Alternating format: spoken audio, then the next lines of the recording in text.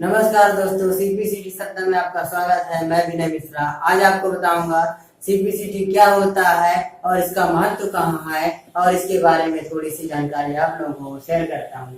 तो सीपीसीटी होता है, सीपीसीटी का फुल फॉर्म होता है कंप्यूटर प्रोफिशिएंसी सर्टिफिकेट टेस्ट, यानी हिंदी बोलते हैं इसको कंप्यूटर दक्षता प्रमाणीकरण परीक्षा।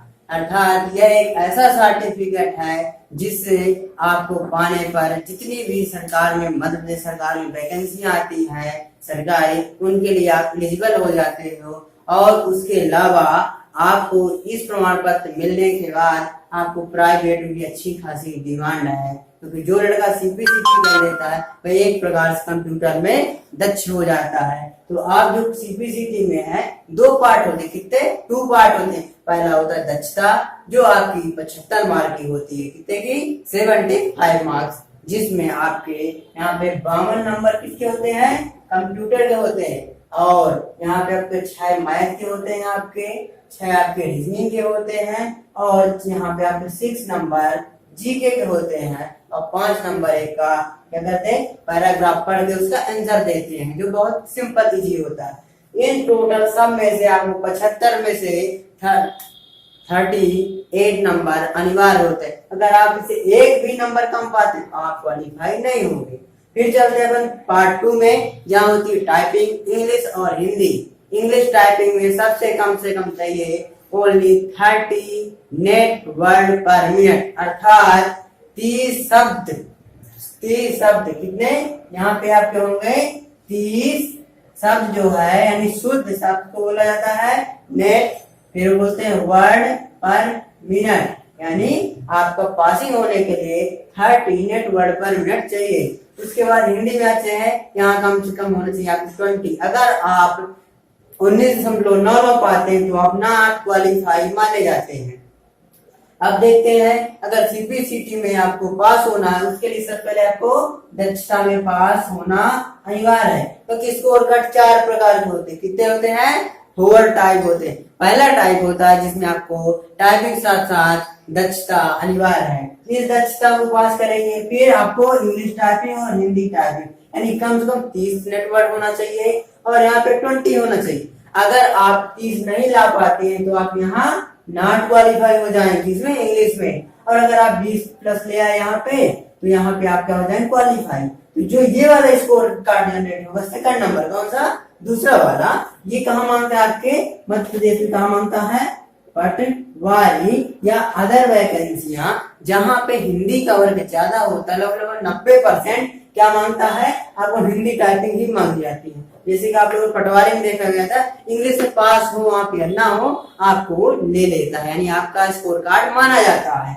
और जो है इसके बाद आता है आपका थर्ड नंबर।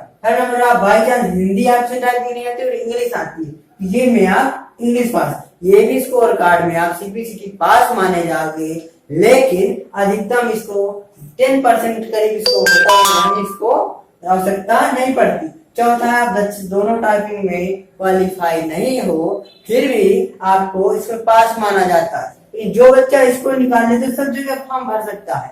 इसको करने के बाद अगर इंग्लिश नहीं निकालती तो लगभग 90%, और लगभग इसको ओनली इंग्लिश बस करता है, उसको कुछ ही जगह में कर पाता है। ठीक है। और आप प्राइवेट सेक्टर में अगर दक्षता में पढ़ाना तो दक्षता के बेस पे आपको रखेंगे, टाइपिंग में तो टाइपिंग के बेस पे रखेंगे, और अगर दोनों है तो सोने में सुहागा हो जाएगा।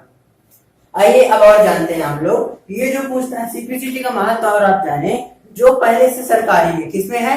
सरकारी में, वो लोग क्या है, उनका प्रमोशन, जिसको बोलते हैं वेतन वृद्धि और बोलते हैं पद उन्नति, वो आपका कहाँ होगा? सीपीसीटी के स्कोर कार्ड लगाने से आप जो असिस्टेंट के पोस्ट में है या मध्य प्रदेश में कंप्यूटर के किसी भी विभाग में है, तो उसमें आपको क्या है? इस सीपीसीटी को लगाना पड़ेगा।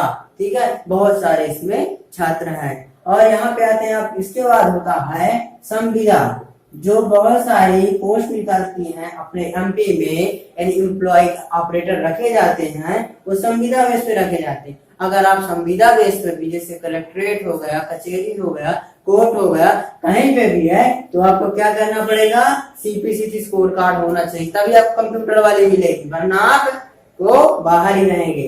फिर इसके बाद आते हैं कि जो पहले से है और यहाँ पे आप जो संविदा जो आप अभी अभी हैं और संविदा में आपको परमानेंट होना, किसमें, सरकारी होना है, तो आपको सीपीसीटी अनिवार्य है। फिर आप आते हैं अगर नई जो वैकेंसियां आ रही हैं, क्या है, जो आ रही हैं उनमें क्या करना है आपको, अगर फार्म भरना है, यानी आप अगर सीपीसीटी के पास नहीं है और कंप्यूटर वाली वैकेंसी एमपी में आई है तो आप फार्म नहीं भर पाएंगे, इसलिए आप इसको जितना जल्दी से जल्दी निकालें। और निकालने में सबसे ज्यादा बच्चों को दिक्कत आती है हिंदी टाइपिंग की और या की दक्षता में। जिनकी टाइपिंग बेटर होती है उनकी दक्षता होती है, और जिनकी दक्षता में क्या होती है, पकड़ होती है, टाइपिंग में फेल होते हैं। तो आपको दक्षता में क्या करना है, कंप्यूटर में सबसे ज्यादा आता है बामन का, यानी पीसी पैकेज में office, word, excel, power point, साथ साथ आपका आता है यहाँ पे आपके internet, programming, short form, full form, DB, MS, और जो है आपको बहुत सारी चीजें पूछता है, तो आपको यहाँ पे ध्यान देना पड़ेगा।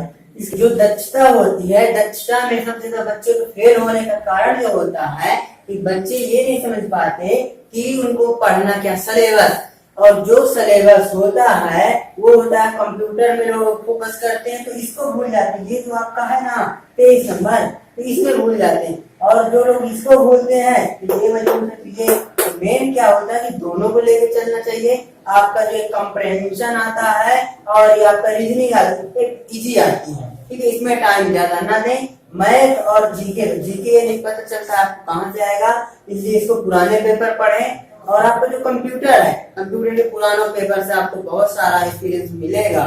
उसके बाद एक चीज मैं और बता दूं, लोग हिंदी टाइपिंग में फेल क्यों हो जाते हैं, उसका रीजन ये होता है वो लोग कीबोर्ड उनको इंग्लिश दिखती है और सिखाने वाले ना मिलने के कारण पहले इंग्लिश सीखते हैं फिर हिंदी सीखते हैं। इस कारण से आप लोग क्या हिंदी फेल हो जाते हैं। तो आप लोग ये ध्यान दें कि आप लोग को दोनों लेके चलना है, और इसके बाद अगली जानकारी में नेक्स्ट वीडियो आपके लिए बनाऊंगा, इसलिए ध्यान